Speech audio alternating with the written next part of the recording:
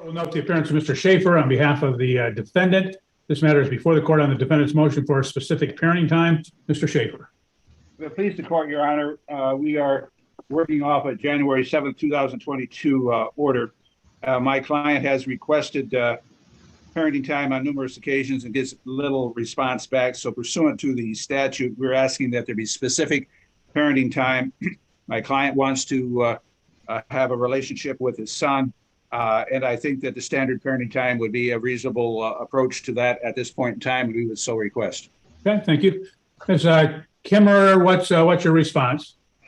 No, I don't agree with this. Unfortunately, there is no established relationship between Evan and Sawyer, and that is on Evan. Unfortunately, I do have proof for the courts that I have replied to him on every occasion.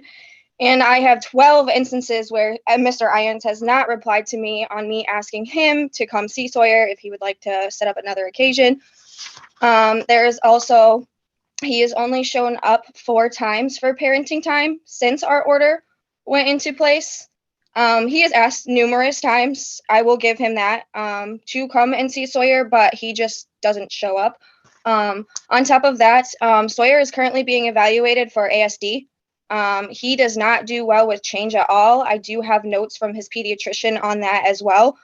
And so I'm asking the courts to approve supervised parenting time for him and Sawyer at a family center. That way he and Sawyer can build a relationship, because he was told that if he wanted the parenting time to change last time we came to court, that he would need to take me to court. And he never took me to court until I stopped his mother from seeing Sawyer. At Sawyer's last birthday party, his mother tried to physically assault me and called me a cunt. And I had Sawyer on my hip. And so I stopped his mother from seeing him. And that is when he decided to come to court. And so I do believe that, once again, this is his mother coming. Okay. And so I would like him to build that relationship with Sawyer. Okay. When was the last time that he saw the child? Last time he saw the child would be January 4th, 2023. He did ask me last week to come and see Sawyer, and I had agreed, and we had a time set up for Sunday. And then I have my own health issues going on, and the MRI machine shut down here, and I had to go to Kalamazoo. So I texted Evan and I was like, hey, is it possible for you to come over later in the day instead of in the morning, and you can give Sawyer a bath, you can eat with him, and you can put him to bed. And Evan agreed. And then I got a text Saturday night stating that he had metal in his eye and he was going to the ER. I let him know. I said, I hope everything's okay. And then he texted me Saturday and asked if he could come earlier. And I told him, I said, no, I can't. And I had asked you earlier about it. And he told me that he couldn't come because he had a family cookout. Okay. Well, what obviously there's no set parenting time. They're asking for standard, which would be alternating weekends, alternating holidays, etc. Why would that not work, ma'am? Because Sawyer is currently being evaluated for ASD, and there is no established relationship between him and Evan, because Evan is inconsistent. And Sawyer does not do well with change at all. I do have a note from his pediatrician on that. Mr. Schaefer. Well, Your Honor, that's precisely the problem. And my client has asked numerous times for parenting time, and it's always at her situation, and it gets changed. And so I think it's beneficial to both parents that we have a set time so everybody knows when it is, and then he can exercise his parenting time. Standard parenting time is not out of the ordinary. The child's 3 years old, and I think it's time that this gets started on a standard parenting time at specific times. Okay. Well, in this matter, the court has heard again, the statements of the parties in this matter. The plaintiff has, again, some reluctance to set parenting time, but it sounds like she has attempted to on multiple occasions to get the defendant to exercise parenting time, most recently just this last weekend. And obviously issues arose where the parties could not coordinate or communicate to effectively get that started. It doesn't appear, based upon the statements, that there's any reason that the defendant should not have parenting time. in this particular case. So what the court is going to do is I would order standard alternating weekend parenting time as well as a midweek on Wednesdays from 4 to 8. The court would order alternating holidays under the standard holiday schedule. However, the child is 3, so the court's not going to order one half of the summer, but we'll do it consistent with the child's age as per the Family Practice Committee recommendation on summer parenting time at this particular point. Mr. Schaefer, you can prepare that order, submit it under 7-day notice of entry. I will order that parenting time commence forthwith, meaning in this particular case, the court will order that the Wednesdays would start this Wednesday, the 7th, at 4 o'clock, go 4 to 8 p.m. And then the weekends would start this weekend on June 9th at 5 o'clock p.m. through Sunday at 5 o'clock p.m. Mr. Schaefer, you can prepare that order and submit under 7-day notice of entry. I will, Your Honor. Thank you. Court will end this matter at Mr. Schaefer on behalf of the plaintiff, Ms. Elaine on behalf of defendant. Matters before the court on 2 matters, the plaintiff's objection to the front of the court order, defendant's objection to the support recommendation in this matter. Any particular order that the attorneys wish to go in as to relates to their various objections? It doesn't make any difference, Your Honor. I think I filed first, so I would suggest I go first. Okay, go ahead. Your Honor, my objection is pretty minimal. It's basically it's the starting time of the support. This matter took a while to get through a number of hearings, but Your Honor signed a order back on March 14th of 22, and then testimony was taken on numerous occasions since then, and finally a decision was made later. I'm asking that it be effective on March 14th of 22. The other objections I had were a couple typos on the order, so I think they ought to be changed, and the starting date should be March 14th of 22. Okay, thank you. Ms. Elaine? Good morning, Your Honor. Would you like me to only address that or just proceed? No, do that, and then you can go into your objection. I had read all the pleadings and the answers, et cetera, so I don't need a rehash of everything. Understood, Your Honor. I would just say with regard to the date of effectuating child support that in general, I mean, 1 year and 4 months since a motion has been filed is an awfully long time for something to pend. And Alexis was responsible for a few of the adjournments in this matter. And I don't think that the child support should be retroactive for that reason. It's notable to me that the only time Mr. Tabaka asked for an adjournment was to take a job to work. And that's exactly what is being complained about, that he doesn't work enough and earn enough, but he was able to earn income that gets counted toward child support for the one adjournment that he asked for. But the others didn't seem to be very compelling as far as need for Alexis to adjourn them. And I don't think that that should result in a massive arrears that is going to be difficult for Mr. Tabaka to cover. And I'm sure Your Honor is very familiar with the system and procedure. All sorts of things are created from an arrears with enforcement and people getting their license threatened to be taken away and that sort of thing. So I think just the equity of the situation just calls for a more reasonable and more recent date. And I think the referee balanced those equities by choosing May 1st, 2023. And I would ask that the court adopt that. Okay, thank you. May I respond, Your Honor? Yes, go ahead. Your Honor, this is not a retroactive request. This is based on Your Honor's ruling and the argument that's inequitable. The support of this child continues on and has continued on since the filing of this. And to say, well, that's not equitable. The child was supported by my client during this time period. So I think when we filed the motion, it's a common time that the beginning of the support would be. And I would make my request again for March 14th of 22. Okay. Well, what the court is going to do in this matter, the court does believe in these particular matters, when there is a request for support, the support formula and guidelines do provide that the court would, and the statute provides that the court would enter support consistent with that request to the data request. It is not a retroactive application in this matter, as the petition had been filed. So the court believes that that is appropriate. It does not believe that the defendant has been prejudiced. He's had the advantage of not paying during that particular time. And unfortunately, it creates an arrearage, but obviously there's always a case when you're doing a support investigation that there's a potential that there's going to be an arrearage when a person has a greater income. So the court is going to order that it be effective the March 14, 2022 date. Thank you, Your Honor. Okay, Ms. Elaine, you want to proceed with your objections? Yes, thank you, Your Honor. Your Honor, I'd like to start with the credibility determinations that the referee made, because I think that that conclusion of the referee really was the underpinning for many of the other recommendations and was the driving force.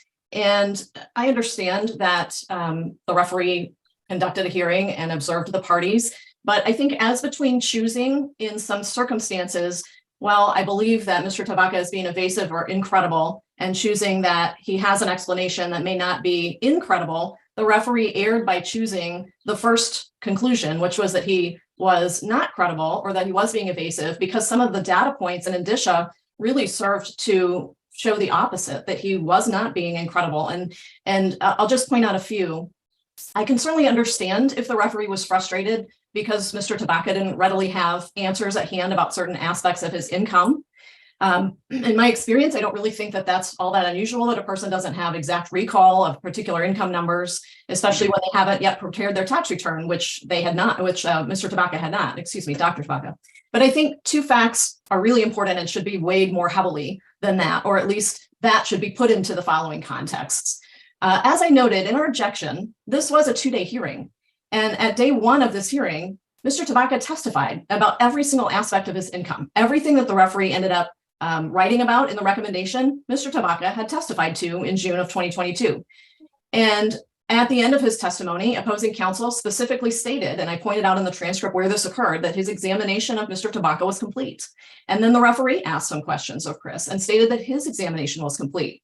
So Chris believed he was off the stand and naturally did not come prepared to be examined all over again at day 2 of the hearing, which procedurally should have started with the next witness, which presumably would have been Ms. Tabaka. So it just doesn't seem particularly fair to draw a conclusion that Chris was being evasive over the more logical conclusion, which was that Chris didn't think he was testifying again. So he just showed up to observe the questioning of Alexis and to participate in that to the extent he wanted to. The second day of the hearing was not a redo. It shouldn't have been a redo. It was a continuation. His testimony had been concluded at that point. And then compounding that issue was the fact that the referee blamed Chris for not having his own numbers readily in front of him, when it is actually the other party's responsibility to prove income. And Alexis had 1 year and 4 months to conduct discovery in this child support case. A year and 4 months. That's an extraordinarily long amount of time to prepare and get all the information that she wanted to show what she believed Chris's income should have been. But not a single stitch of discovery was done for 12 full months after this motion was filed. And the discovery that was done by Alexis happened in conjunction with another request for adjournment being filed in January of 2023. So an adjournment occurred and discovery was issued as if it was an afterthought, a last minute thought, and so forth. Not only did it take a year for discovery to even be initiated, but the discovery was not extremely comprehensive. And Mr. Tabaka answered what was asked. It asked him for his employment information, which he gave.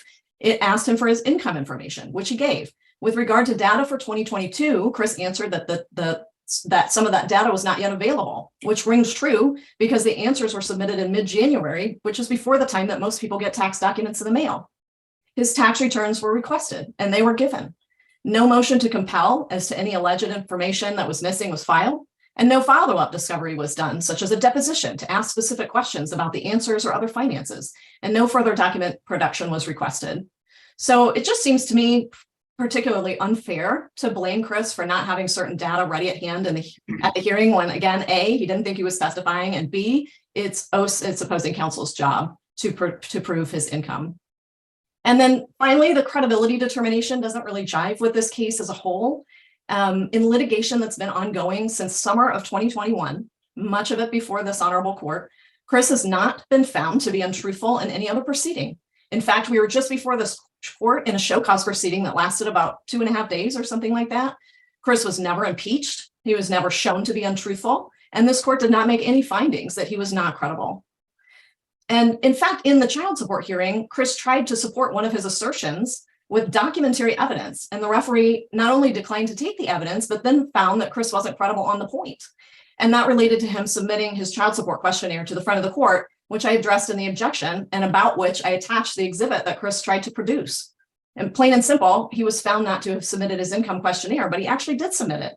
And he had a postal confirmation of the date that it was delivered, which was 3 days before the friend of the court stated in a document that he did not submit it. And then the referee found at the hearing that he did not submit it when he could prove otherwise.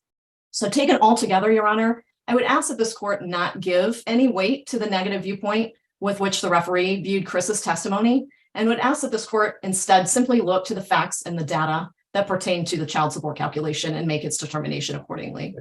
I do have one question for you. As you had, one of your objections had to do with the utility costs on the rental property. Yes, Your Honor.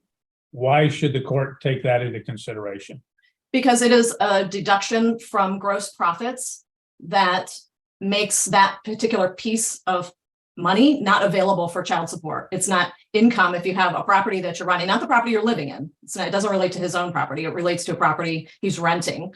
And then he pays those utility bills. That just naturally comes off the gross profits and reduces his net income from that property. So in reality, practical reality, that is deducted just as if, just like the mortgage. It's the same concept. Okay, thank you. You're welcome. Mr. Schaefer, your response. Oh, Your Honor, I'm sorry. I was going to touch on the four aspects of income, but if Your Honor is satisfied with my response, I can certainly. I'm satisfied. I've reviewed all that. I've reviewed your objection at length as well as the referee's opinion. All right. Thank you, Your Honor. Mr. Schaefer. Your Honor, I believe that the determination by the referee was appropriate when he found that Mr. DeBaca was underemployed and that he was evasive in his testimony and that he did not earn up to his capacity. It is clear from the testimony of Mr. DeBaca that he only worked as much as he wanted to work, and he voluntarily said, I don't have to work because I have a wife that's going to support me. He has a Doctor of Veterinary degree. He had worked in the field on a full-time basis. At the hearing, there were inquiries made of why he didn't take jobs that were listed. And he basically said, well, they weren't in my area. They were, I had to move, I had to do something, and I'm not willing to do that. So it's a voluntary decision on his part that he is underemployed. I think the referee's determination is low. There were job offerings above $100,000, $150,000 that he determined that he was not going to move and take. He had held such jobs. He doesn't even have a full-time job at the present time. If he wanted to go out and make $20 an hour or $25 an hour, certainly he has that ability to do so, but he chooses not to, all to the detriment of the support of his children. The fact that he testified a number of occasions that he did not feel that he had to work because he doesn't want to work at something that is not fun, that he is not convenient for him. And as a result, he has taken a part-time job of substitute teaching. He has dabbled in selling on the market and Amazon. And then he now complains about, well, you attributed too much to me. If he went out and got a full-time job, I would submit, as argued at the hearing, that it would be closer to $100,000 that it should be imputed to, because that is his earning capacity. It's his decision to not work, but it's the ones who are suffering are the kids because they don't get supported to the level that they need to be supported. The referee's ruling, I think, is low. We did not object to it, but to come back and say, here is a man who has a doctorate degree and they're complaining about a $45,000 imputation, I don't think is reasonable under the circumstance when he has the ability to make over $100,000. So I would ask that his objections be denied. Okay. Anything else, Ms. Elaine? Yes, Your Honor. Thank you. First of all, as I noted in our objection, finding that someone is underemployed is different than finding that that person is evasive. And that's the distinction I would like this court to make, is not to punish Mr. Tabaka because he was found by the referee to be evasive. They're two different questions. And with regard to finding that someone is underemployed, that isn't the only aspect of that inquiry. Michigan law makes it very clear that 2.01G of the Child Support Manual has to be followed. And it does not appear to me, at least, that the referee followed 2.01G. To begin, you have to find that A, someone has an actual ability to earn. And then you have to find that there is a reasonable likelihood of earning that potential income. And that analysis was not done as it pertained to the day trading and as it pertained to the the veterinary work. The factors, and I laid out in the objection, as you read, I laid out the ones I thought were most efficient. There were no findings on those factors, and had the analysis been done, I don't believe that those findings could have been made. And again, thinking that someone should earn more is just that. It's a thought, but this is a court of law and the law has to be followed. And as much as Mr. Schaefer might not like it, the job, I don't think, was done in accord with what the law and how the law says it should have been done. You have to go through those imputation factors. So just wishing that Mr. Tabaka would make more, I don't think gets anyone over the hump of what the law requires must be proved. Okay, thank you. Well, in this particular matter, the court does note that the income does, based upon the defendant's again, education, experience, et cetera, does appear to be low. I do notice it relates to specific objections that the defendant objected, in that the categories, as I guess you say, as added up, should have been 45,000, not 45,800. The court does find that to be accurate, so the court is going to take the 45,000, not 4,500, $45,000 figure. Court will note that the other objection is the defendant was not given benefit of a short-term capital gain tax consideration. He should have, as it related to those issues of capital gains, he should have been given treatment. One example is the Amazon sales should have been classified as self-employment income, not as W-2 income. Court finds that to be an accurate and appropriate objection. Court does note, as it relates to the real estate utility costs, that those were obviously cost of that generating that particular income. So those should have been deductions from that particular cost. Court will note again that the defendant had allowed his veterinarian license to lapse back on 5/26/23, just recently. He gave a number of reasons, but the court does not find any of those reasons to be persuasive in this particular matter. So he could have had substantially more income imputed to him.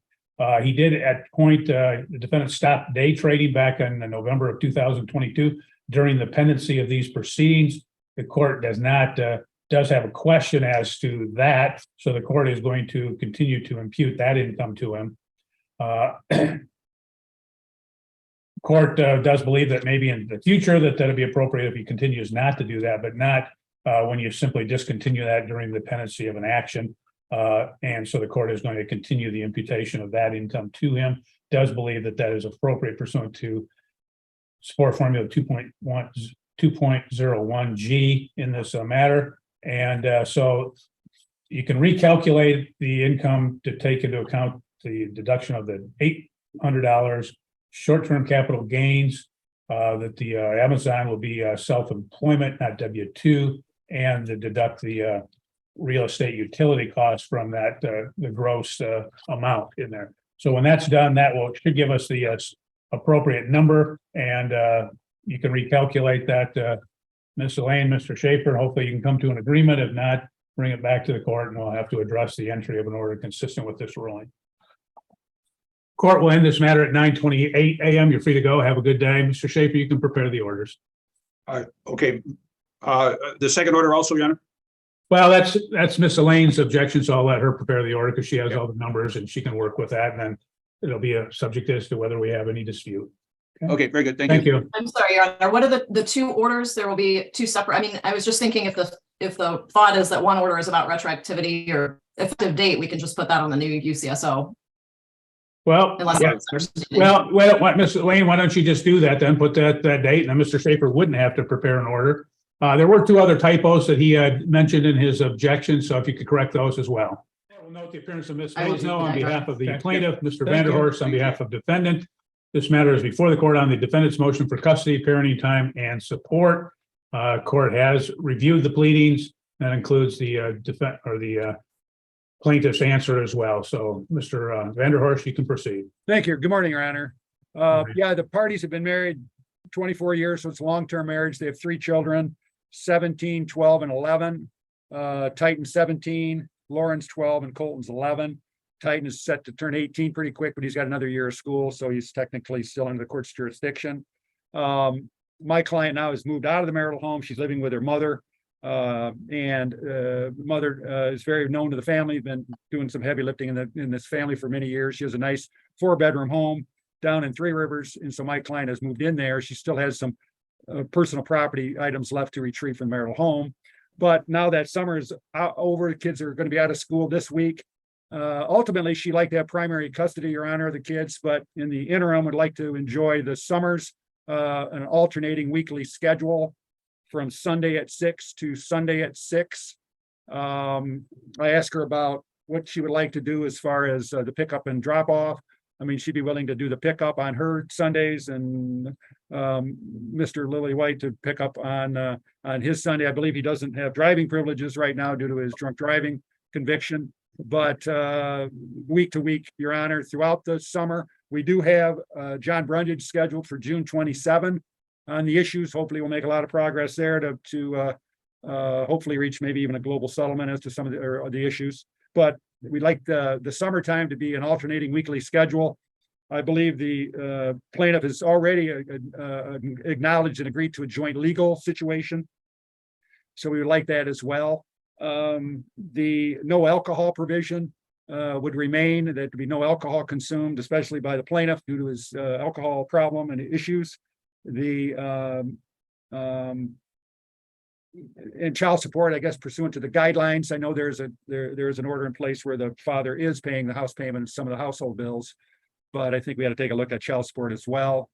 The husband makes quite a bit more than my client. I believe he's still employed with the county of St. Joe as the sheriff, as well as working 2 other jobs. I believe he works FedEx 24 to 27 hours a week, and also a factory job, I understand, during the day. So he's working, I believe, 2 or 3 jobs as well.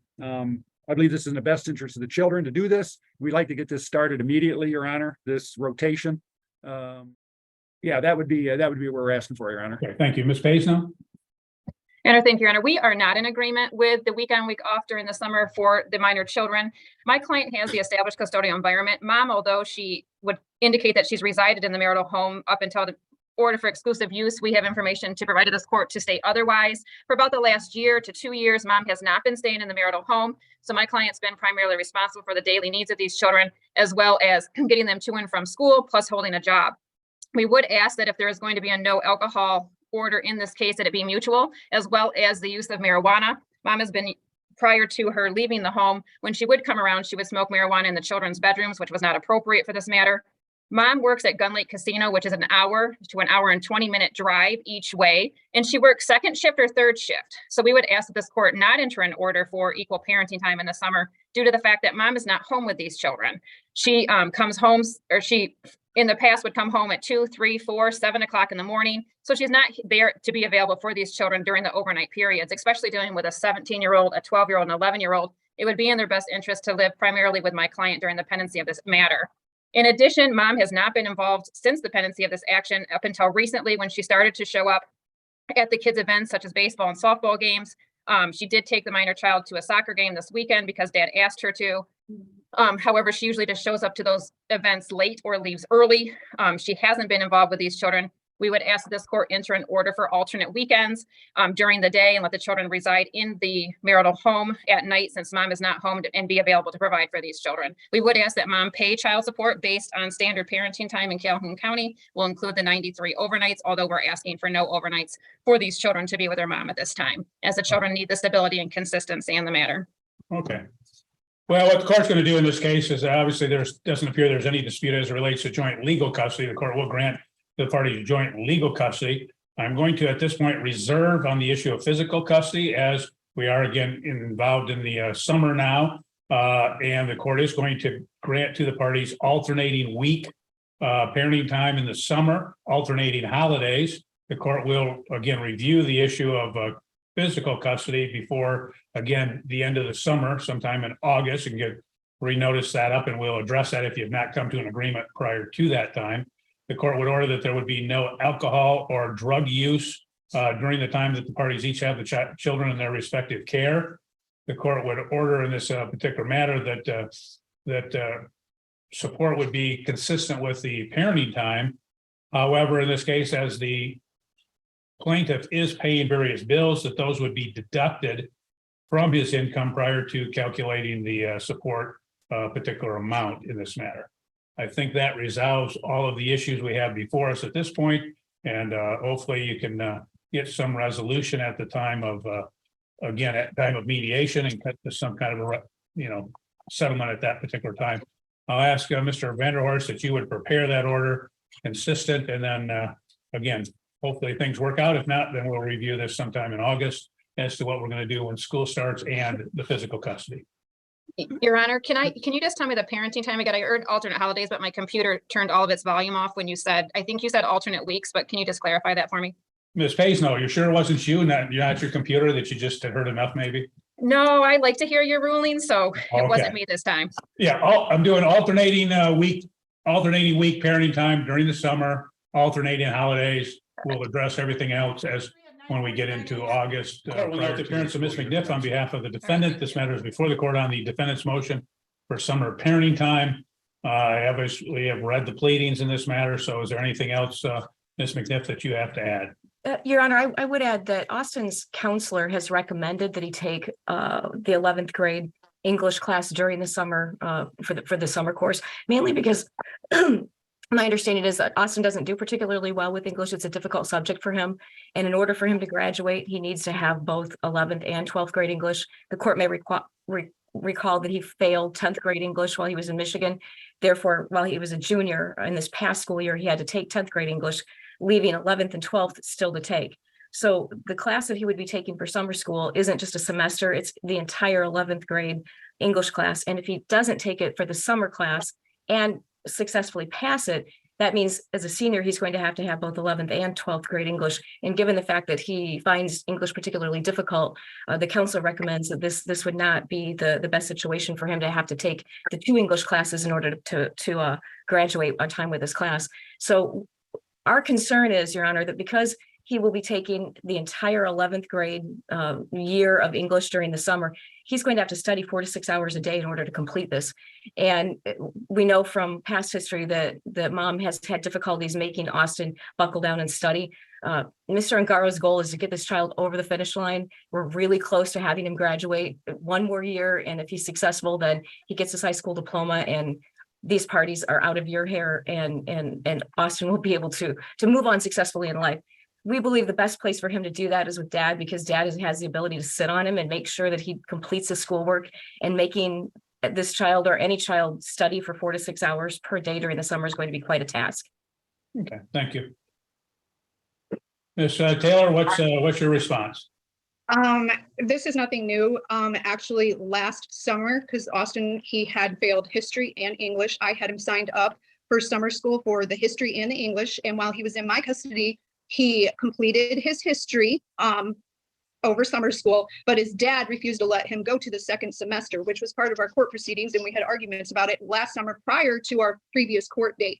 So Tim already knew that Austin was behind in this class, and last year refused to let him take the summer school that I already had him enrolled in.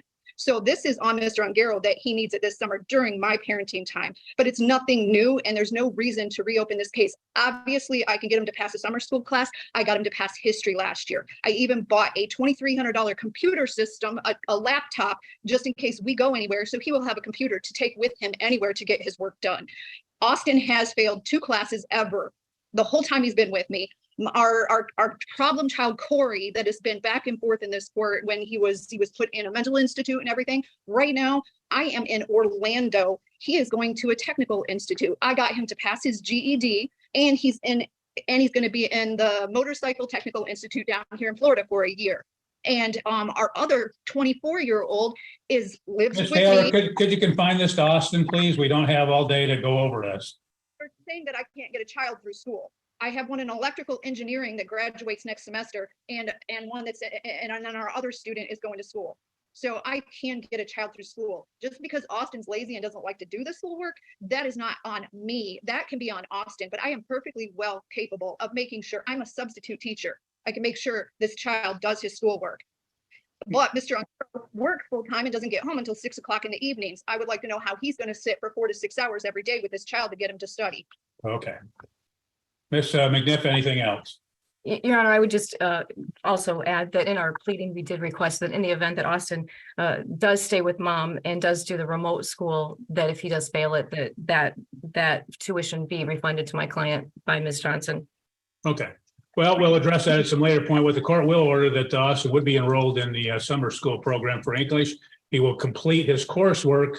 Court would also note there was some issue as to medication. The court will order that, again, Austin would take his medication in this matter. The court will order that the school would provide weekly reports as to Austin's progress or failure to complete the weekly coursework.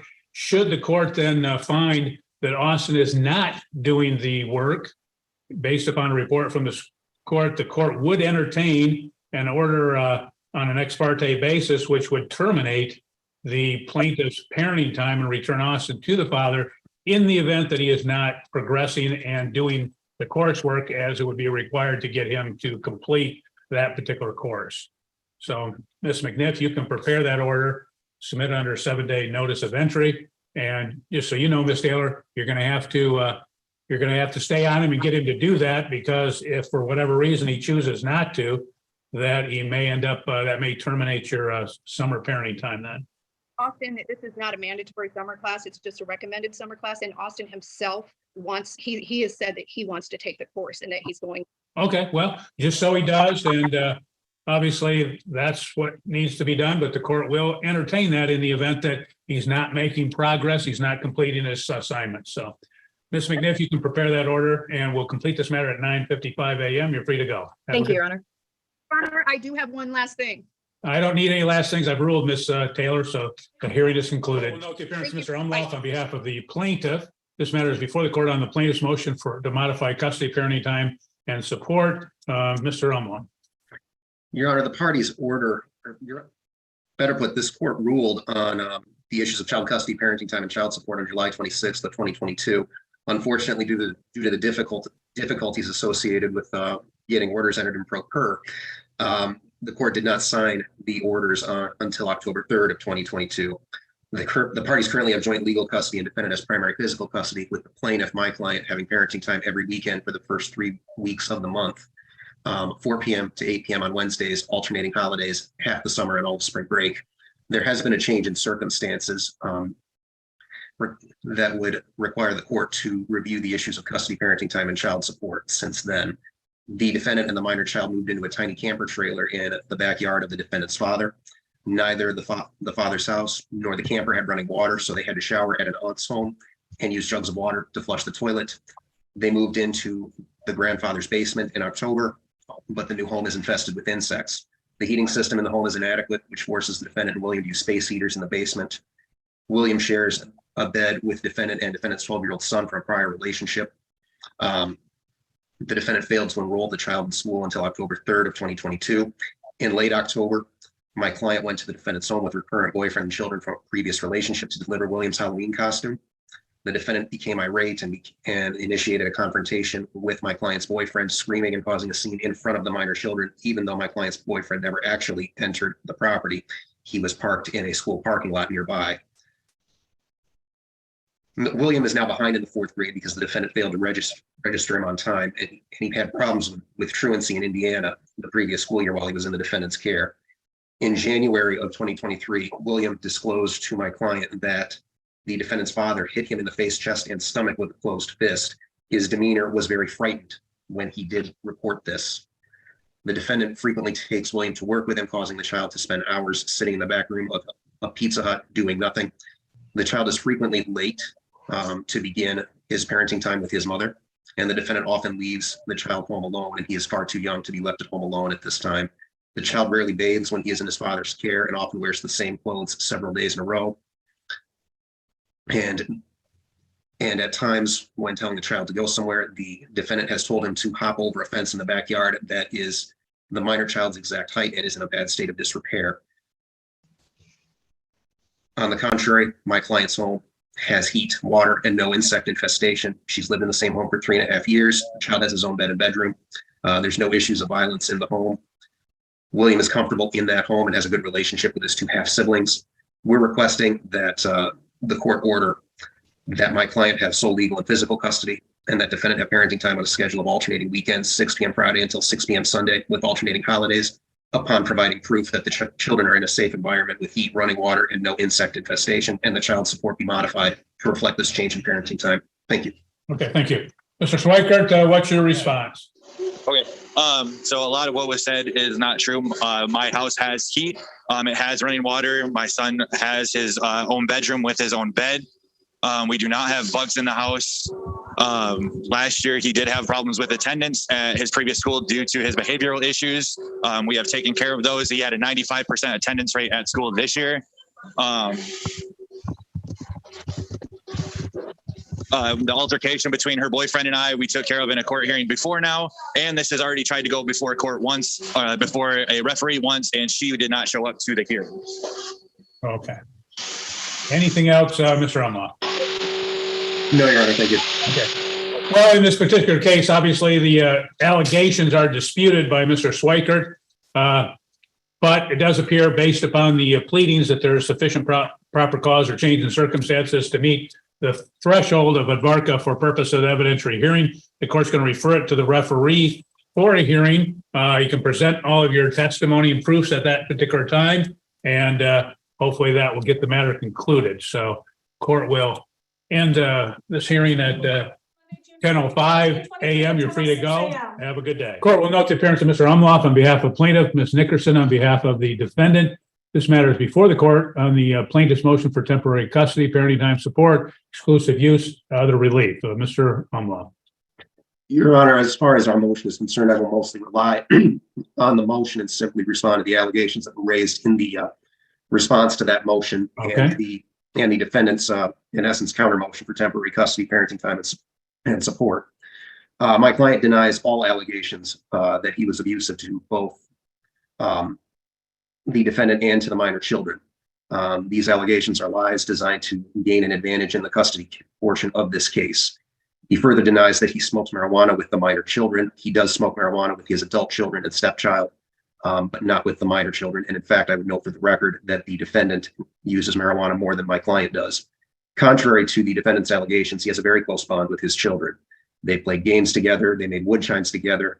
Their next project was going to be making a sundial together until the defendant left with the children. He built a model train set that's in the basement. My client has, since the separation, been told by a friend that the defendant is having an affair. As it relates to the issues of child custody and parenting time, there's no reason for the children to be separated from their father anymore. It is very painful to him that the defendant has been denying him the ability to see his children. We would request that the parties share joint legal and physical custody, and that the parties have equal parenting time on a schedule of alternating weeks with alternating holidays. As it relates to the issue of exclusive use of the marital home, the defendant did leave the marital home, and it's interesting in her motion that she noted she is currently living with a friend in Calhoun County, and there is no time limit on her ability to stay with that friend.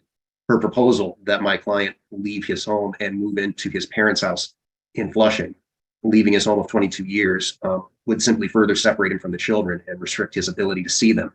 He's also currently job hunting, and this is his home. This is where all of his connections are. He was fired from his most recent employment on March 27th, 2023. He did not resign. His severance has just run out, and he needs to apply for unemployment while he is still searching for a job. Also interesting is that the defendant did not submit a budget of expenses at her current location, and my client is still paying all of the household bills. The allegation that he took money out of the savings accounts is misleading, because what he did with the money from those savings accounts is pay off marital credit card bills. It is the defendant who drained half of the marital checking account. She claims for her own protection, although that was not necessary. Further, the allegation that he made $87,000 last year is incorrect. Per his W-2 that I've reviewed and submitted to the court, he made only $79,046.05 last year. We do request that the issue of child support be held in abeyance, or alternatively, that if it is calculated according to the formula, we factor in his recent loss of job and use his current unemployment income, that is when he gets it. We request that my client be granted exclusive use of the marital home, and further request that the court deny defendant's request that my client pay her more money above and beyond what would be required under the Michigan child support formula. Thank you. Okay, thank you. Ms. Nickerson? Judge, hopefully before you also, I had scheduled for hearing at the same time a motion that we filed on my client's behalf. We did that electronically or sent it through email. for today as well. So it is really a counter motion for the same things that Attorney Umloff's client is seeking. And it's almost identical to the ex parte request that I had made to the court for orders for custody, which I did also serve on to Attorney Umloff, which I recognized was denied on an emergency basis. For my client, I explained to her in receiving the response from her spouse that he is denying the domestic violence that she has detailed for me, and which were the incidents were detailed in the pleadings. And so I explained to her it was not needed for me to try to reiterate those to the court because it is already alleged. But my client is steadfast in her presentation that she and the children were victims of domestic violence and had been victims in the house for a number of years. And she has been able, even this morning, to detail more incidents than what are in the pleadings of things that had happened and strange behaviors that led her to leave the home in April out of fear of safety for her and the children. The behaviors had become more strange, and there were threats made by the plaintiff to kill the family dogs, the two of them, which also caused fear to my client and the children. Those statements were made by the plaintiff to the children. And so, as I indicated in the pleadings, she started out at the domestic violence shelter, but the times are restricted to be able to be there. So she has since moved with a female friend in Battle Creek, where her and the children are staying. It's just still not an ideal situation where she's staying. So the party's oldest son would like to move back. He refuses. He won't move back with his dad. And there isn't as much room, obviously, staying with the friend, and it's not as comfortable as being able to stay in the family home. And they're not able to have all of the animals there together with them. And my client and the children were the only ones who would provide care for the animals when the parties were together. My client, which is not disputed, was the parent who was the stay-at-home parent for the children, making $76-ish biweekly cleaning a church. And she really has not much of any work history during the parties' relationship. Her job was to stay home, take care of the children, homeschool the children, as she has been since 2019. And she is the parent she maintains who really did everything for the kids, scheduled the medical appointments, made sure that their education was taken care of, and spent time with them. And she says that Mr. Partiak wouldn't do anything with the kids. The kids were scared of him and typically tried to hide out in their rooms when he would be home after work. I think with the children's ages as well, I don't interview kids. I always feel it's weird and probably can be inappropriate. But my client maintains with the 17-year-old, 14-year-old, and 12-year-old who are all expressing strong preference to live with her, but deep fear of their dad, to try to force a shared care arrangement, which it wouldn't even maintain the status quo. The kids have always been primarily taken care of by mom, would be traumatic for them, and my client's concerned for their safety. So not only do we have this factual background with domestic violence, but my client maintains that Mr. Partiak had other strange behaviors, including untreated depression and blood pressure issues, which she felt led to him not being able to properly take care of himself or the children. But also it is her understanding that now his emotional state is such that he is not even able to stay in the house alone. He's got his family members driving from a distance away to stay with him. And he has made comments to my client in the past, if she ever left, that he would harm himself. And he has sent text messages that I had detailed in the motion that also alludes to that since they've separated. What my client would say as far as this spending time with the children, even after the party separated, although she denies that dad's ever asked to spend time with the kids, they had arranged for him to go to Logan's religious ceremony, which I don't know, confirmation. It's a church of a half a mile away from the family house. And dad still didn't show up, even though he said he was going to go. That to her is significant because it's the same history of him not being involved in the kids' lives for all of these years. My client is seeking sole legal and sole physical custody of the children. She is asking that dad's parenting time would be supervised, and she felt a professional supervisor would be appropriate, or that it be at a public location. And this is mostly out of fear for the children's safety and well-being, but also because she doesn't know, especially with the 17 and 14-year-old, how to physically try to force them to get there. For child support, I'm not really sure what exactly to do. So if Attorney Umloff and I are calculating it, obviously it depends on what you rule for parenting time. Imputing income to my client, to me, I would argue is unfair because she has not had a history of work for a number of years based on the parties' agreement. So for her to try to join the workforce, that's going to be tough for her. She doesn't have those employable skills or that experience. She had said if she were able to return to the family home, what she would like to look at is getting a daycare license and being able to do some childcare, which could give her some independence financially. But we would ask the court to use what her actual income is. And whether it's 79,000 or 87,000, to use the plaintiff's income from last year in calculating child support, partly because my client does have concern and belief that he may be choosing not to return to work as quickly as he otherwise would because of this pending litigation. My client is asking for exclusive use of the home and property at 220. She is asking for that for the reasons in the motion. It would be the most family-like setting for the children. They could have the animals there at the home. And she does believe that the plaintiff is having his family come stay with them anyway. And she knows that they do have sufficient room for him at their home in Flushing. We were asking for there to be payment of bills beyond what child support would be. She figured the monthly amount for all expenses for the family would be $1,800 per month. We do have a claim in the counterclaim for divorce for spousal support. I recognize that that's not currently ordered, but that was my client's basis, was to ask for help with payment of bills. And my client, for the reasons alleged in the motion in response, is asking for an order that the plaintiff participate in a psychological evaluation. We're asking that he would pay for that and then release that information as part of this action. And I think both parties agree. We don't have an issue with a mutual restraining order entering for to prevent the disposition of property. Depending on who ends up in the home, my client has made some requests for medication and for summer clothes, and she needs the use of a vehicle that are currently at the home. And she's not getting a response from her spouse about being able to get those items. So that would probably need to be addressed as part of a mutual restraining order. As far as the allegation that came about the affair, what I would say is interesting about that is my client detailed to me a long history. I'm not going to consider that for this motion, so you can dispense with that. Okay, I was going to give the response. That was just something new. So that completes my argument. Okay. What the court's going to do in this matter, the court is going to grant to the parties joint legal custody. Physical custody will be granted to the defendant. Court will grant to the plaintiff exclusive use of the marital home. He will be responsible for the mortgage, taxes, insurance, and the utilities.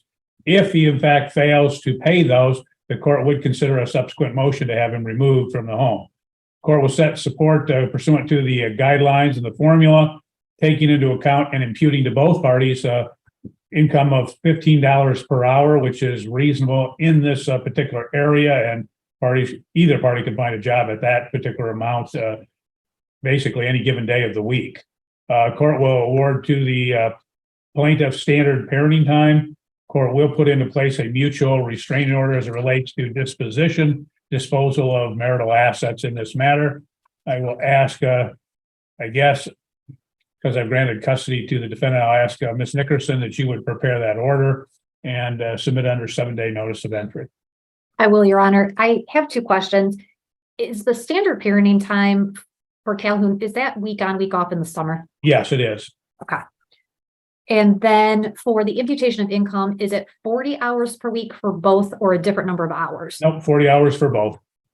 All right, I will prepare that. Thank you, Your Honor. Okay, thank you. Court will end this matter at 10:21 a.m. The court on the defendant's motion to modify custody, parenting time, and support. Court will note this matter was originally scheduled for last Monday. The plaintiff had some problems making connections in this case, so we adjourned it 1 week for her to resolve those issues. It is now 10:23 a.m. The matter was set for 9:30 a.m. She is still not and is not joined at all today in this matter, nor have we heard from her or received any pleadings from her in this particular matter. Ms. Reed, have you received anything from the plaintiff? I have not. Okay. What the court's going to do, Ms. Reed, is obviously the court is going to allow the child to remain in your client's care pending an evidentiary hearing, because I will not change custody without an evidentiary hearing. And you can contact my office to get a date when we might be able to have that occurred. The court would allow the plaintiff to have some video communication with the child twice per week on Tuesday and Thursdays at 7:00 a.m. in the event that the parties cannot agree to a date or time. Your Honor, there is an update. There is a PA 53 no contact order in the criminal case for plaintiff.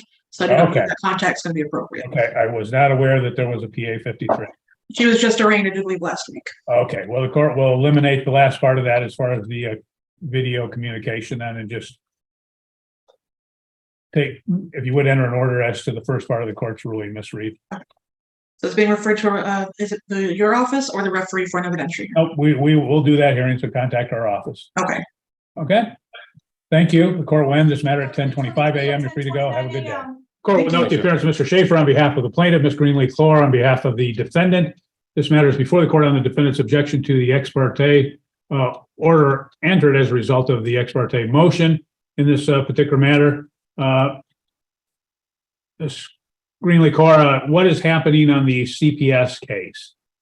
Your Honor, it's my understanding that the CPS case is in its 30-day review period and it's going to be closed. There's nothing happening criminally. There's nothing happening with CPS. To our knowledge at this point, everything has been closed. Okay. I would update the court that the child is still not attending school and needs to be returned to my client immediately. Okay. Mr. Schaefer, has the CPS action been closed? Not that I'm aware of, Your Honor. We have gotten no notification of that, and that's not always easily to be determined with CPS. They kind of go at their own pace and give you as little information as possible. My understanding that there was a criminal investigation also that is still out there, and that's the major concern of what we've got, along with the fact that the alleged victim in this criminal matter is in the household of the father. And if the 14-year-old gets returned into that circumstances, it's not something that should happen at this point in time, because the allegations are quite significant. It's probably allegations of a life offense. The fact that the accused is 14 years old could make him subject to adult jurisdiction in this particular matter. That is the main concern that we have. Okay. Ms. Greenlee-Clore, anything else? My client, as I indicated here, is my client's understanding directly from the police that the criminal matter has been dismissed or will not be pursued any further due to the age of this minor child, the 3-year-old, and a lack of evidence. And again, this was based on an admission from the child at issue here. There wasn't any actual evidence that anyone had seen. This was just based on an admission. I don't think anyone's heard from CPS in quite some time in this matter.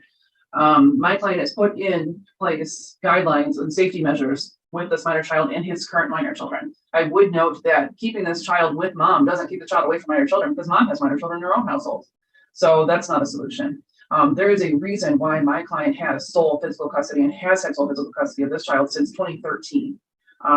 This child needs to be returned to my client immediately. This child is an A and B student and has been withheld from school now for several weeks, which is completely inappropriate and completely contradictory to the best interest of this minor child. We requested this child be returned immediately to my client. Okay. Well, may I respond just briefly? No, I don't need anything else, Mr. Schaefer. What the court is going to do, the court does note that there has been, as stated by Mr. Schaefer, a pending criminal case, a pending CPS matter. The court is not going to make I guess you say, a preliminary ruling in this matter at this point without having more information as to the criminal case or the CPS case. So the court is going to continue the current ex parte order in this matter pending some resolution, or I guess determination what's going to happen in the CPS case and the criminal matter. The court can revisit it and review it at that particular time. So that will be the order at this particular time. I'll ask, I guess, Mr. Schaefer, you would prepare that order. I will, Your Honor. Denying the objection at this time, and we'll revisit it again if we have to at that point. In that order, can we please have it continued that Miss Bailey needs to be taking this child to school? This child hasn't been going to school at all. The school year is over with, Your Honor. Okay. And my client has contacted the school and has the child available for any schooling that is available. Okay. Court will end this matter at 10:34 on behalf of the plaintiff, Ms. Ives, on behalf of the defendant. This matter is before the court on the defendant's motion for temporary custody parenting time. I do note, Ms. Ives, you referenced and stated that the parties had separated January 26, 2023. And is the child at this point in the care of the plaintiff, or where is the child? child is primarily in the mother's care. The father sees the child daily. Child from, they meet like at 6 a.m. and then my client will transport the child to daycare. And then he sees the child typically on midweeks on Tuesdays and Thursdays. He goes, my client works a third shift, so he sleeps during the day and then he goes and spends time with the child. So far, it's been on Tuesdays from about 2 p.m. to 6 p.m. And the motion just requested primarily summer parenting time, so we don't have mediation until July 10th. But I think Mr. Vanderhorst and I have some agreements. Okay, what are those agreements? Well, I believe most importantly, because there's a summer vacation coming up that my client wanted to take because he's able to take time off from work so that he would have Grayson from June 11th through June 18th with a reservation for additional uninterrupted summer parenting time later. And I believe we do have an agreement that my client would continue to assist in the transportation to the daycare Monday through Friday, where the plaintiff drops the child off at 6 a.m. and my client takes the child to daycare between 6:30 a.m. and 7 a.m. And then we're going to also allow my client to have alternating summer parenting time. And I understand the plaintiff is in agreement so that on his alternating weeks, he will have Monday through Friday from 2 p.m. to 6 p.m. And that would allow him time to get to work, and he would pick the child up from daycare. And I believe at 6 p.m. he returns the child to mom. Is that correct, Mr. Craven? Mr. Vanderhorst, is that your understanding of the agreement in this matter? It is, Your Honor. Okay. Now, the only thing, Your Honor, is my client wanted to maintain the Tuesdays and Thursdays on the week that he doesn't have summer parenting time, but I can understand the mom wanting visitation as well. We were hoping that if she didn't have a bona fide vacation, that he could have a midweek visitation during that alternating week. That's where we left off when the court put us on the screen. Okay. Well, what I'm going to do is the two of you can talk and see what you come up with. I'm not going to order that, again, the alternating weeks would be interrupted in this particular matter. So if you can get an agreement, fine. If not, then that would not occur. Okay. Anything else? I think then if we're an interim order, primary care with mom, joint legal custody, and then we do have mediation scheduled in early July on this matter. Okay. And Mr. Vanderhorst, does that take care of the issues? And Yes, it does, Your Honor. okay. Who is going to prepare the order? Miss Ives, were you going to prepare it or Mr. Vanderhorst? I can get it prepared and over to Mr. Vanderhorst hopefully this morning. Okay. Thank you. Thank you. We will do so in this matter. We'll end the hearing at 10:39. Mr. Schaefer, on behalf of the plaintiff, this matter is before the court on the plaintiff's motion for change of domicile. It is now 10:43 a.m. The matter was set for 10 o'clock. The defendant has not appeared. The defendant has not filed a pleading in this particular matter or any response. Court will note that the matter has been requested a change of domicile as provided for under MCL 722.31.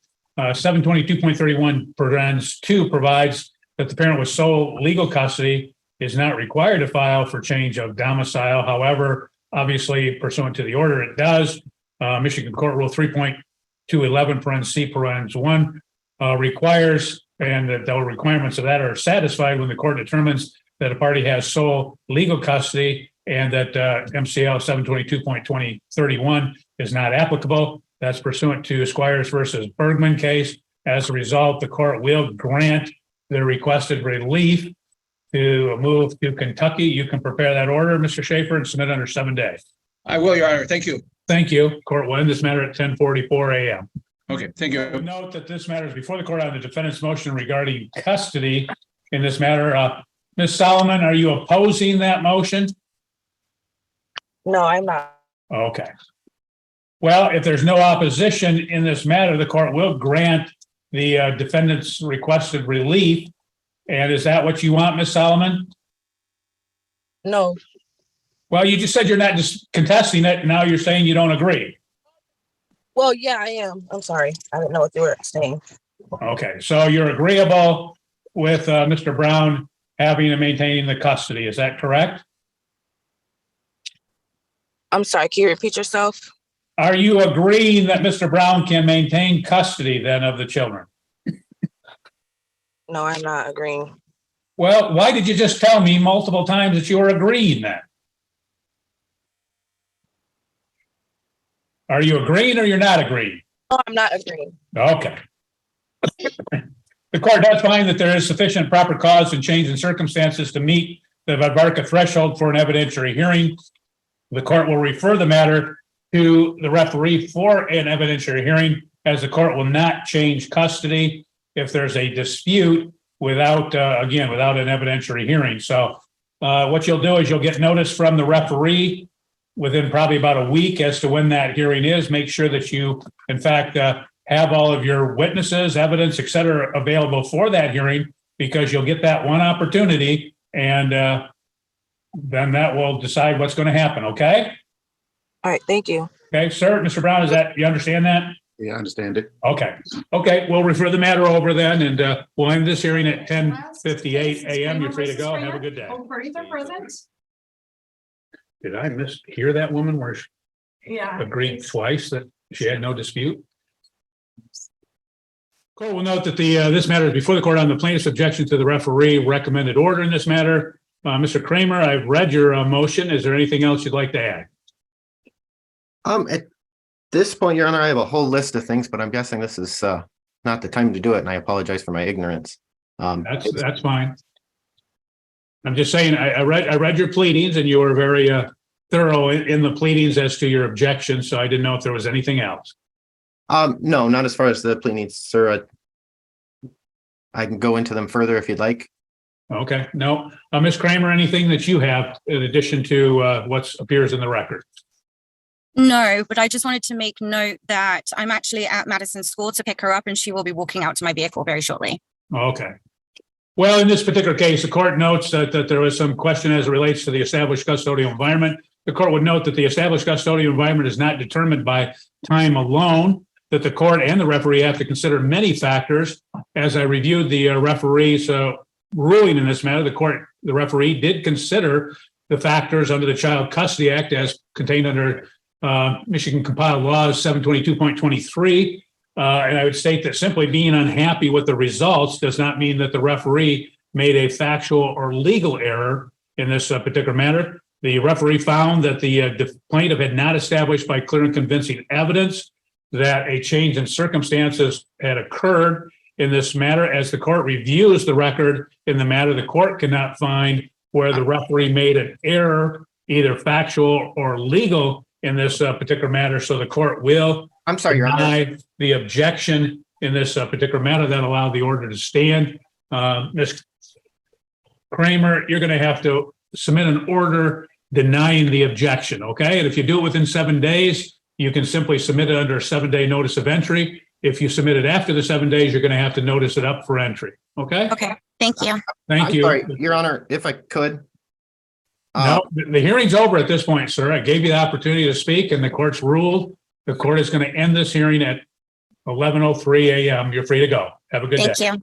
And Attorney Jennifer Reed is for petitioner plaintiff. Okay. Okay. This matter is before the court on the defendant's motion to terminate. In this particular matter, I've read and I've reviewed that motion.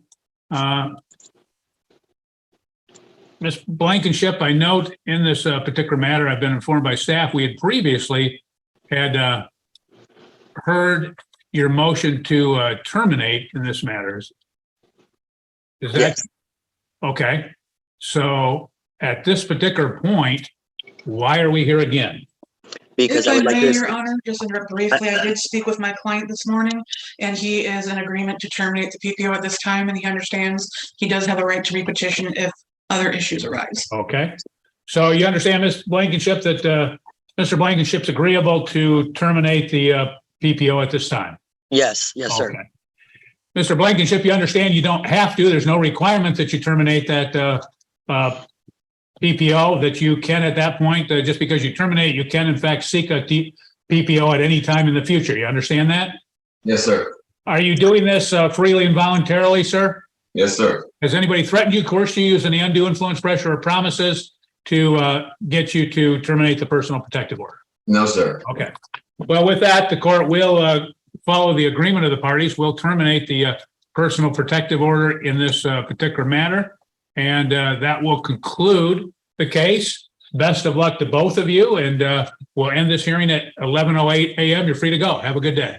Thank you. Thank you. All right, very good. Let's move on to the. Okay. Good morning to all of you. I've been informed, I guess, that you do have some resolution in this matter. Is that accurate, Mr. Matthews? Your Honor, I'm not aware of that. I haven't even had a chance to speak with the petitioner in this case. If Mr. Baldwin has any information, he can bring that forward. Okay. Well, Mr. Baldwin, maybe you can enlighten us and Mr. Matthews. Absolutely. And Mr. Matthews, I apologize. I didn't realize that your office was going to be assigned to handle this. In reviewing this matter and being retained by my client to handle it, I reached out to Alicia Hance's divorce and custody attorney, was informed that she is representing herself on this particular matter. So she and I have actually, as myself on behalf of Mr. Hance and herself representing in pro per for this particular matter, have discussed everything and worked out an agreement that I believe all parties are accepting as long as the court follows suit. Okay. Could you inform us of what that is? And then I guess we'll get some inquiry. Yes, absolutely, Your Honor. It's my understanding, and Ms. Hance, please correct me if I misstate anything or leave anything out. But my understanding of our discussions is that in exchange for a no contest admission to one of the allegations to be amended to say communication exceeding child-related matters only, the balance would be dismissed, and the agreement would be for 10 days of deferred jail, so nothing up front, but 10 days to hang over and be applied in addition to any potential sanction if there comes a future violation that needs to be addressed and is found and substantiated by this court. Additionally, it's my understanding that at some point, Ms. Hance, either today or in the future, may petition this court to extend the PPO, which it's my understanding terminates in August of 2023. And Mr. Hance agrees to stand mute and leave that review to the court if it comes in today or whenever it does so. And I believe that that is the totality, effectively, a no contest plea to exceeding communications with child-related matters only, no direct jail, but there will be 10 days suspended jail to be applied at a later date and time if and when there's any other future substantiated violation. Okay. With that, Mr. Matthews, do you have any, I guess, any problem if the plaintiff does confirm that resolution?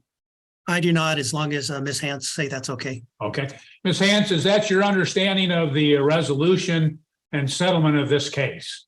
Yes, Okay. And you're agreeable with that? I am. Okay. And are you doing that freely and voluntarily? Yes, Has anybody threatened you, coerced you, used any undue influence, pressure, or promises to get you to agree to this? no, Okay. Mr. Baldwin, if you'd inquire of your client as to his affirmation? Yes, thank you, Your Honor. Does he need to be sworn in first? No, we can just put him on the record. That's fine. Okay, thank you, Your Honor. Mr. Hance, did you hear everything that I placed on the record with regards to the agreement? I did. Yeah. Do you have any questions about that, any concerns about that, or is that your understanding of how you'd like to proceed this morning? We'll proceed. Okay. And with regards to the actual admission itself, are you pleading no contest to the allegation that you extended communications with Alicia Hance beyond child-related matters only, or there are at least emails or messages that could be construed by a trier of fact to be beyond solely child-related matters?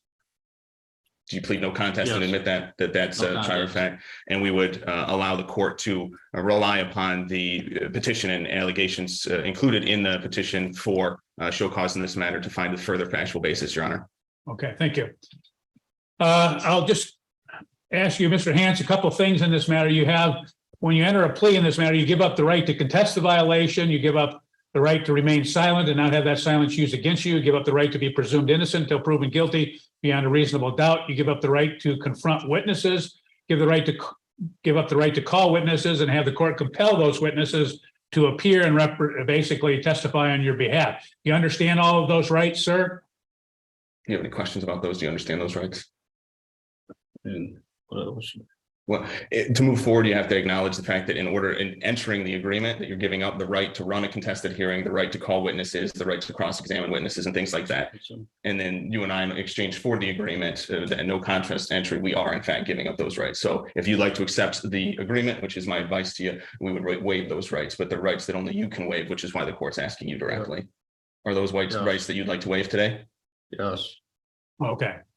And again, are you doing that freely and voluntarily, sir? I am. Okay. In this particular matter, the court, sir, you're pleading no contest, is that correct?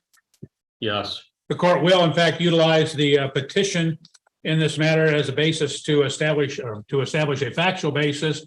The court does find, based upon reviewing that petition, that there is a factual basis to determine that the PPO entered on August 8, 2022 by Judge Yost Johnson has in fact been violated. The court will accept the plea in this matter and will accept, again, the determination of the parties or the agreement of the parties that there would be a 10-day deferred jail sentence, and that as a result, that you would not have to serve that jail sentence, provided that there would be, I assume, no further violations. Is that correct, Mr. Baldwin? Yes, that's my understanding. Okay. With that, the court will accept the agreement and will handle it in that particular matter. The court will impose the 10-day jail sentence, which will be deferred, and that will conclude the case in this matter. Is there anything else, Mr. Baldwin? No, thank you. Anything else, Mr. Matthews? No, Your Honor. Okay. Anything else, Ms. Hans? I wanted to just ask a question about extending the PPO that does expire on August 8th, 2023. Is there a way to extend it going forward today, or is that something that I need to do? Not today. You'll have to file a motion to extend that. There's a form motion to do that, and that will be submitted to Judge Yost Johnson. Okay. Okay. Thank you. Thank you both. The court will conclude this matter at 11. Thank you. Mr. Adams, will you please state your name for the record and spell your last name? Louis Robert Adams, Adams. Thank you. And do you recall coming to my office and signing a complaint for divorce? Yes, And in that complaint, you stated you'd been a resident of the state of Michigan for at least 180 days and a resident of Calhoun County for at least 10 days. Was that true? yes, And in your complaint, you stated there had been a breakdown of the marriage relationship to the extent that the objects of matrimony had been destroyed and there remained no reasonable likelihood your marriage could be preserved. Was that true when you signed the complaint? yes. Does that remain true today? Fortunately, yes, Is it correct that you participated in mediation in this matter and settled all issues? yes, And is it correct that that agreement after mediation was recorded? yes, And is it correct that neither you nor your wife are seeking spousal support? yes, And do you understand that neither you nor she can come back to the court and ask for spousal support in the future?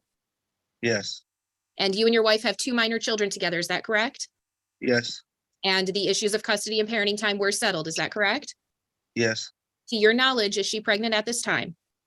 no, If when it is received by the court, for some reason the judge does not sign the judgment of divorce, do you believe there's any chance at reconciliation with your wife?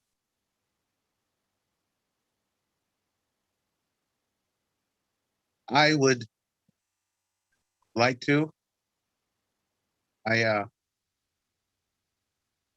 But I don't know. So I've always been the one working to fix it. So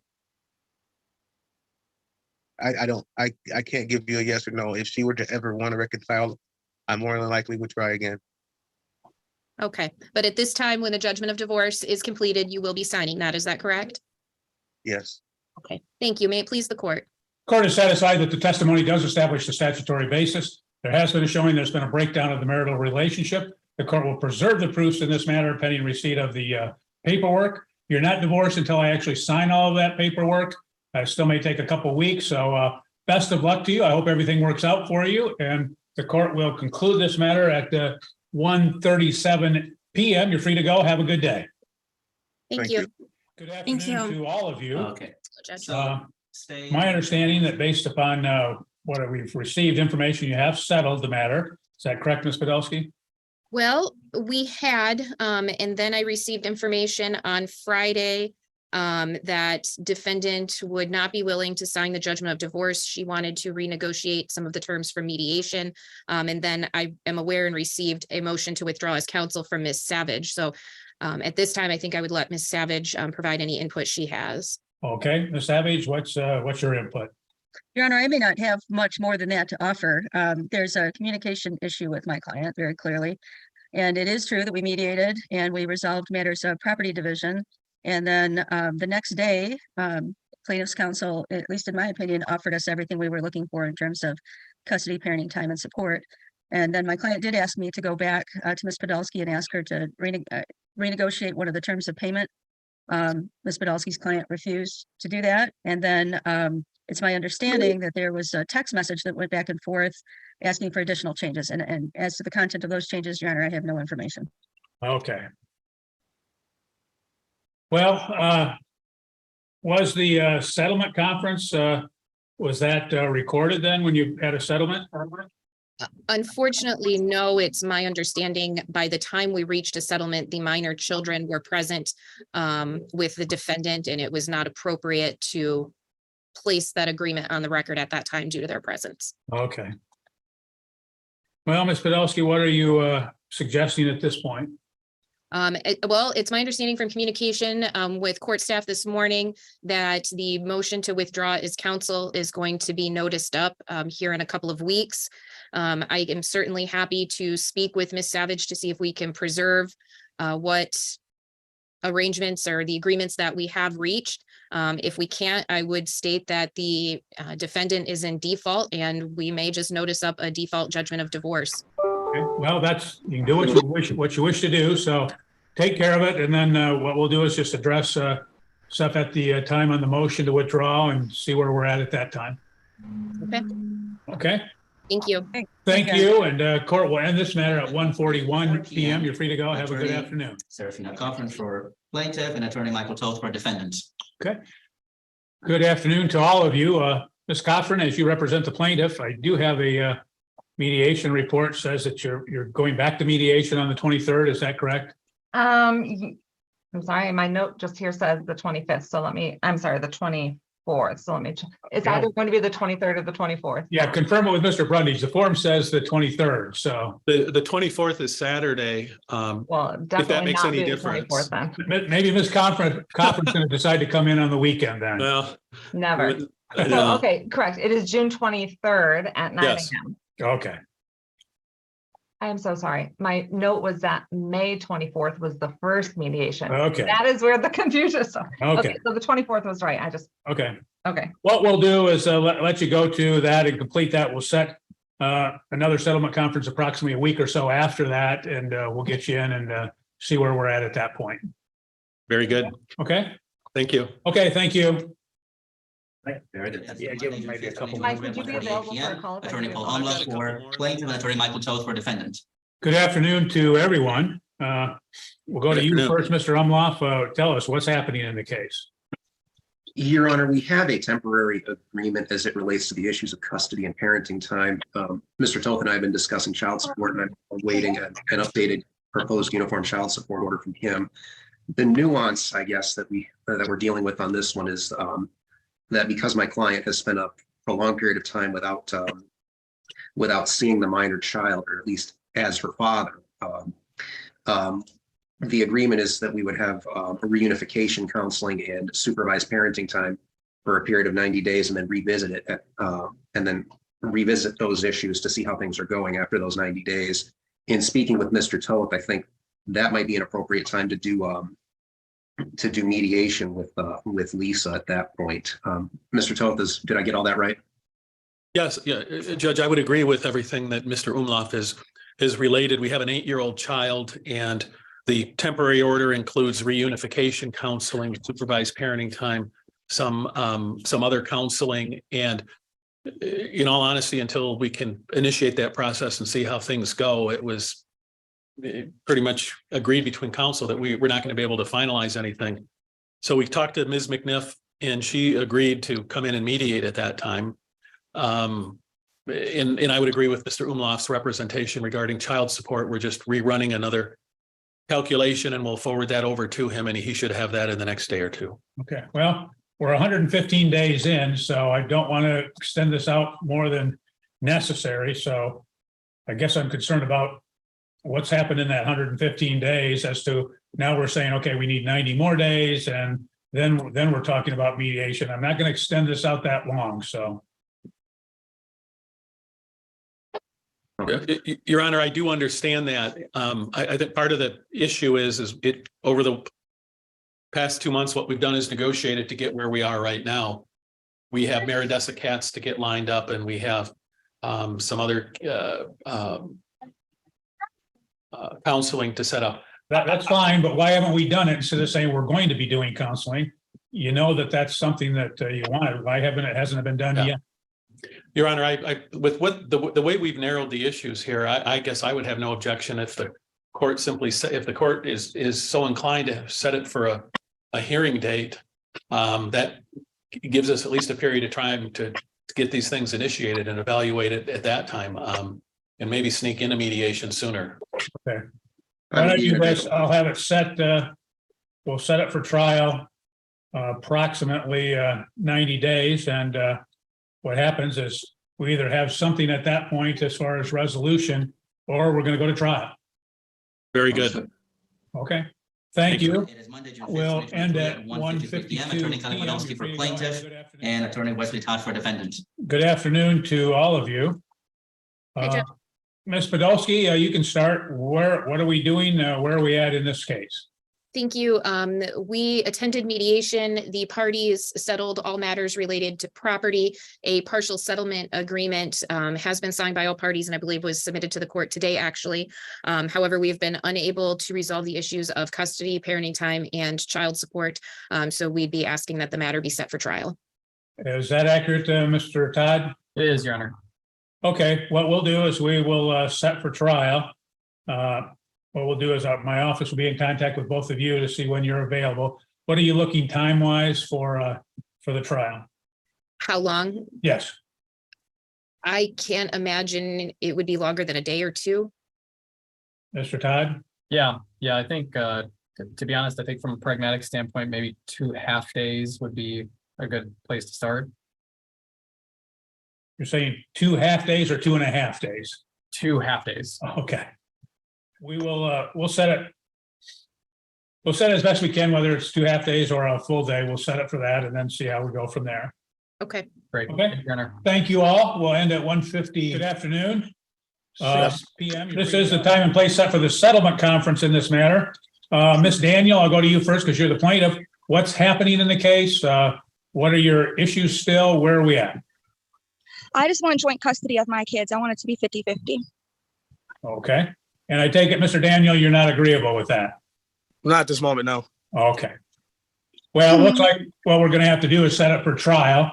It was tried to be set for mediation. The plaintiff never contacted the mediator, so. I was in the hospital, in and out the hospital. If he wants to play that way, I want full custody of my kids. My son almost drowned yesterday or the other day. Okay, I'm not getting into the specifics, ma'am. I'm not getting into the specifics. We're just know that there's a dispute and we're going to set it for trial.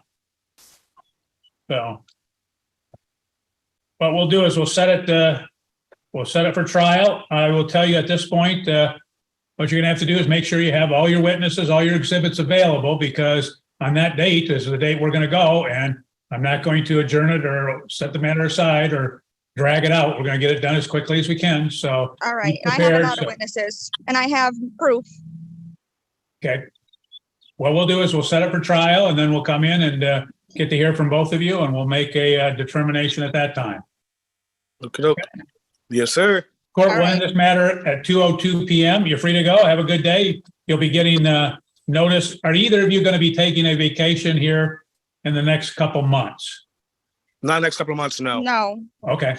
Well, then we won't have that to deal with. What we'll do is we'll set it for trial and send you the notices. Okay? Yes, sir. You have a good day. Thank you. You have a good day. Thank you. You want to play hard? We're going to play hard. Watch. Let's move.